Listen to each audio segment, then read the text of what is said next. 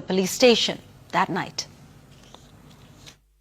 On the second day of the murder trial, the court viewed CCTV footage that allegedly places Police Constable Mukhwana and 4 other men at the cell where prosecutors say teacher blogger Albert Ojwang was murdered.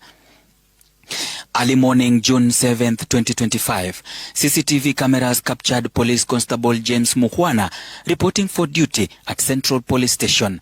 What began as a routine shift would later unfold into a series of suspicious movements and events that are now at the center of the murder trial.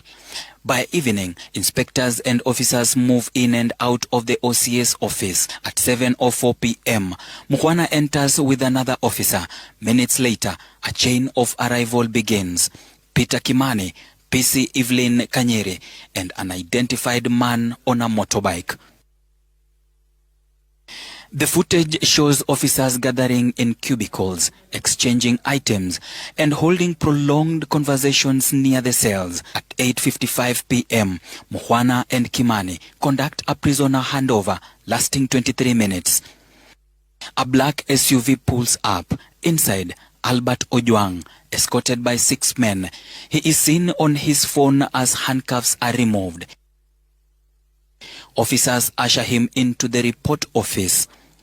Outside, Mukhwana and Senior Sergeant Stephen Sigei make phone calls. Sigei hands his phone to Mukhwana, who speaks briefly before returning it. From this point, the footage takes an even more disturbing turn.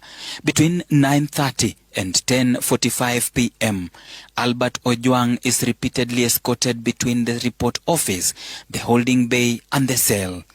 The CCTV footage also captures officers changing into civilian clothes, doors being obscured with pieces of clothes, and a steady stream of individuals moving in and out of the cell, later designated as the crime scene. At 10:56 p.m., the footage appears to show one man emerging from the cell area with what looks like blood on his hand.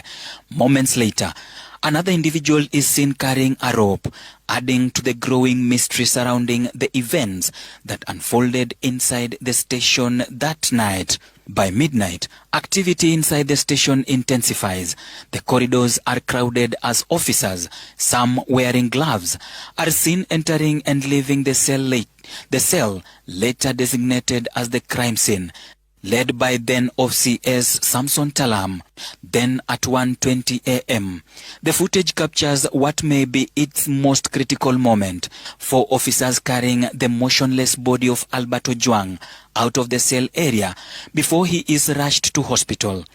Albert Ojwang's motionless body is placed in a police Land Cruiser and rushed to Mbagathi Hospital. Minutes later, doctors pronounce him dead on arrival, making the final chapter in a night whose events are now the center of a murder trial.